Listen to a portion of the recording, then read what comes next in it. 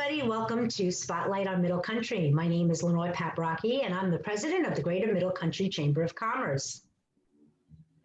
And I am Alex Blends from the Miller Business Center at the Middle Country Public Library. So today on Spotlight on Middle Country, we have a fantastic guest. And for those of you who don't know what Spotlight on Middle Country does, or why we do this podcast, it's just a way to bring to your attention new businesses that have been in our area, and business partners and business people who you may not know, you think you know, but you may not know what they really do. So I'm happy to have today with us Linda Catalano, who is the co-broker of Island Advantage Realty, LLC. Linda, thank you so much for being with us today. Yeah, thank you for having me. Go ahead. Yeah, nice to meet you, Linda. Thank you for being with us today on Spotlight. I would love to know a little bit more about you. How did you get to where you are today? How did you get involved in real estate? Just give us a little background. Sure. I initially became a real estate agent in the late 80s, but then I stopped. I had my daughter, and I got involved with my husband's business. He had a restaurant, and I loved the restaurant business. It was a lot of fun. And then I had a multiple of careers afterwards. I was an interior decorator on the commercial. I did project management. And then I was like, I really want to get back into real estate. And so it's the kind of thing that you really have to be in a certain position in order to pursue. So in 2000, I got back into real estate, and I worked for an investor who would acquire properties and he would flip them. And then I went to work for another broker, and then I became a broker. And I lived in Long Beach at the time. I moved here in 2008. So I had to recreate my business at that point here in a really bad market because the market had crashed. Yeah. And I was like, oh my God, what am I going to do? So a couple of friends of mine that were in the mortgage business were like, well, do Section 8 rentals. He said, and it turned out that was the perfect thing to do because landlords were stuck with houses they couldn't sell. Investors had plenty of properties. And so I was able to put a lot of things together. And I actually loved doing the work because I was helping a lot of people that really needed help. And it was like that kind of a business where you just go. Whereas my business, you're selling, you're sitting back, you're waiting. And I was always on the go. And all those clients that I acquired during that time stayed with me. So eventually I got to sell their homes and their investment properties, and I've gotten referrals. And most of my business has been referral based. Now I'm trying to shift my focus more to my community because I think I really enjoy working within my community. I love my area, so I kind of know it pretty well. And I just think it's a great market to be in because it's mid-market, the taxes are reasonable, the schools are good, the people are nice. So that's why I'm kind of shifting my focus here now. And very good. Yeah. Yeah, that's very nice. And you mentioned the starting off with the Section 8 housing. That's just always helping people. I mean, that seems like that's your number one goal, and that's probably why you get so many referrals. Because people know that you really care. How were you able to handle the whole COVID-19 pandemic that we are still currently in? How did it affect your business for you? Initially, total panic set in, and I was like, now what do I do? Because the market was very strong and things were very encouraging, and I was ready for a good season, because we have our seasons where we're slow and we're busy. And I just said, I'm just going to be positive for this. I'm not going to get upset. I'm just going to be positive, and I'm going to work through it with whatever limitations I had. Thankfully, I had a lot of vacant listing at that time, so I was able to show them not even being present, which was really odd to me because for me to not have to go in my car and drive somewhere and wait for somebody was really odd. But I sold properties during that time. I had a couple of occupied properties too. When we were finally allowed to work again, the homeowner had to show the house, not even me. I was not allowed to show it. I couldn't do any open houses. And that felt bad because I felt like, that was my job. I should be doing it. But they needed to sell. They were motivated. And I made people take their shoes off. The husband was actually a doctor in one case. So he told me exactly what he wanted me to do and how to do it. And I was very, adamant with people coming, mask, gloves, shoes outside the house. He didn't even want the shoes inside the house. Mhm. And we eventually, once the market opened, we sold the house pretty quickly, but it was, the market after that went insane. I mean, you'd sell a house in a week, 3 days. I couldn't believe it. Yeah. I didn't work that hard this year. Normally you're stressing and bugging out open houses after open houses. Yeah, I can definitely attest to that. The real estate market has exploded, especially with this pandemic. My daughter actually put up it was her fiance who owned a home in Shirley, and they put their house up for a sale on Friday, and by Sunday they had a above asking offer, which was accepted. Wow. It goes to closing sometime early December, so it's pretty amazing. It was like overnight, bam, and it was sold. And from all the real estate agents that I speak to, they're telling me that that's pretty much typical, right? There's not enough inventory, I think, is what they're telling me. No, there's no inventory. It's difficult, but I can tell you this: when people don't do certain things to the house, like make sure it's clean, freshly painted, certain updates just need to be done. And if you do that, the house will sell quickly. If you want to put a high sale price on the house and not put any money into the house to make it presentable, it's gonna sit. And eventually it won't sit for long because eventually the seller will realize he has to take less money. But I try to prepare them ahead of time, like what the buyer's looking for. And most buyers are spoiled now because you have so many investors out there flipping the houses. Yeah. So you walk in, the house is moving perfect. Mm-hmm. So it's a lot harder for, someone who's neglected with a neglected property. Right. Or a house that's been, a family's been living in for 20, 25 years, and it's been a very nice, comfortable home, but they haven't done much to it except for, living in it.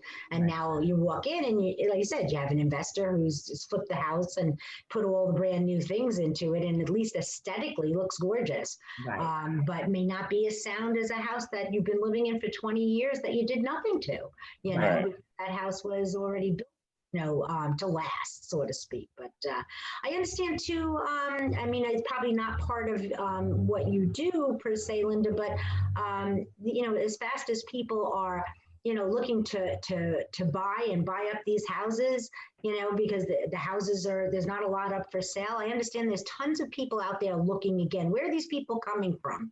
The boroughs. I worked with a lot of people from the boroughs, and Really? they love it here. They love our area. I mean, I've got people found me on the internet actually, and they were like, we want to live in Centereach or Selden. And I moved, that's where I had some movement going upward from a smaller house to a bigger house, but most of it was coming. Most of it was coming from there. Yeah.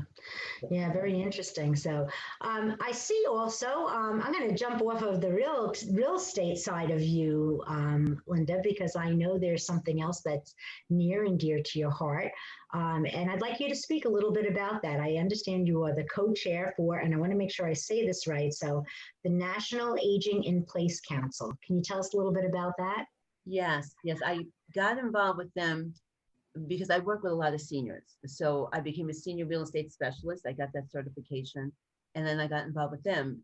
Basically, it's a lot of resources for seniors. So when you work with a senior, they have more different needs than the average person.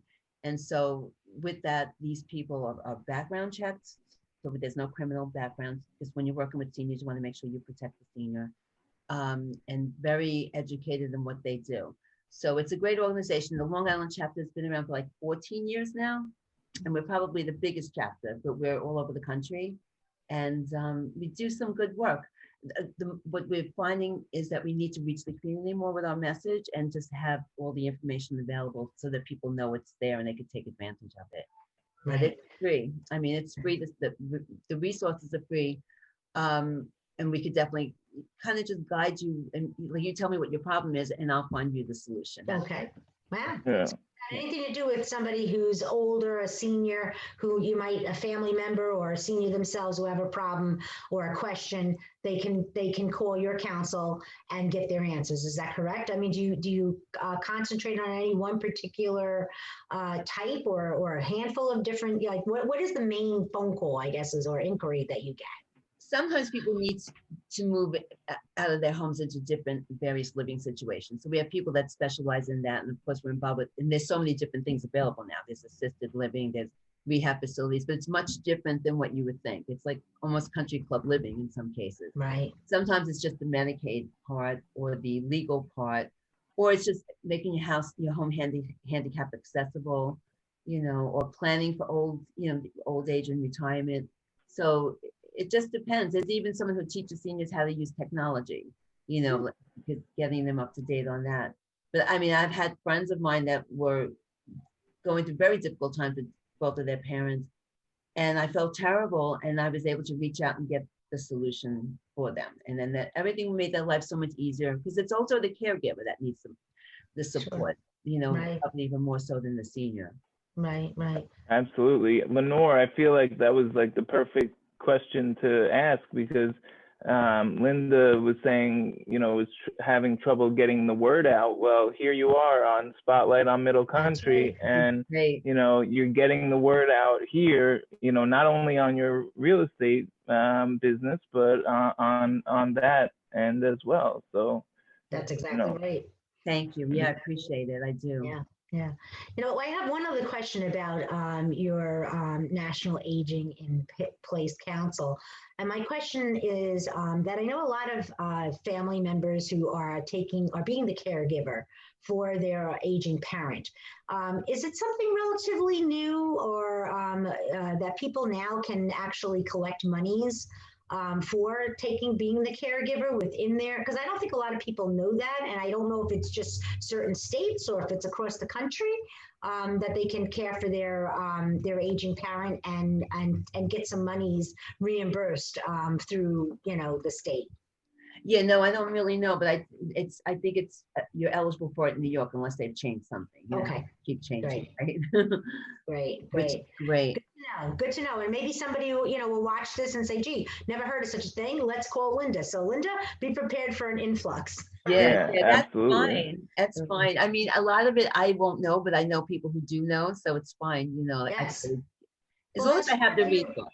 Yeah, I was going to say that's part of your resource, right? Being able to send the person who has that question to the right people, because sometimes that's the biggest problem, is figuring out where is my question the best place to go, so I get the right answer. So everybody then who has a question about someone aging in place or getting older and they need help with certain things, they can call Linda first. Right.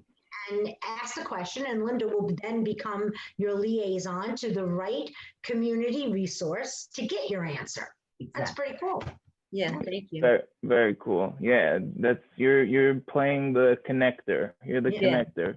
Yeah, that's fantastic. So Linda, if somebody wants to sell their house or would like to buy a house, how can they reach you? What's the best way to get in touch with you? Is it by phone, email, LinkedIn? My cell phone. I mean, I depend on that, always. It's like, I think most realtors, we want our cell phone because we're always on the move, so that's the best way to get us. That's true. And what's your number? 516-316-0878. Great. And that's the best way to get a hold of you for either, whether it's the real estate that they might be interested in, or questions regarding aging in place, correct? Yes. Yeah. Listen, one number and all facets. I love it. I couldn't manage 2 phones. Yeah. That's perfect. So Linda, we loved having one number, you all your questions That's answered. right, Alex? Yeah. It's a one-stop shopping here. Yeah. No, but it was great having you here today, Linda. I really enjoyed it. And love to get to know, got to know a little bit more about what you do. And so if anybody's interested in speaking to Linda again, or for more information, you'll see that phone number listed below. And if you have any questions, I know she's open for the answers. And anybody who may want to be or is interested in becoming a guest on Spotlight, please contact either the team at the Miller Business Center, or you can contact info@middlecountrychamber.com. And we'd be happy to set up an appointment and do a spotlight on you as well. Linda, again, thank you so much for being here. It was very interesting. Alex, thanks for hosting with me. I appreciate your time. Yeah, Yes, thank you for Lenore. Linda. Nice to meet you, and Pleasure. Lenore. Always a pleasure hosting with you. It's a great time. Terrific. And Linda, best wishes with your business, and it's good meeting you. You too. Thank you so much.